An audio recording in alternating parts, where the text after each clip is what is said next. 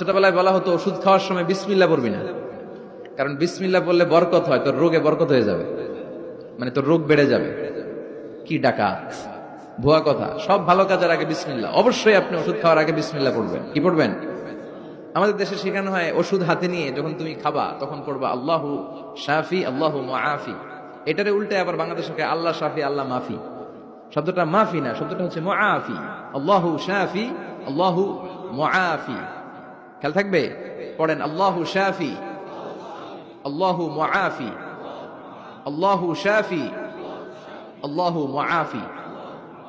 এটা কোনো হাদিসে নাই, পড়তে বলা হয় নাই, তবে অর্থটা খুব সুন্দর। আল্লাহ তিনি শিফা দান করেন, আল্লাহ রোগ থেকে মুক্তি দান করেন। ওষুধ আমি খাচ্ছি, মেডিসিন খাওয়া সুন্নাহ, কিন্তু ওষুধ আমারে শেফা দেয় না, মুআফাত দেয় না। আমারে শেফা দেয় কে?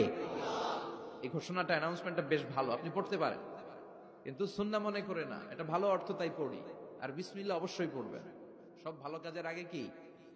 বিসমিল্লাহ। আল্লাহ বুঝার তৌফিক দান করুন।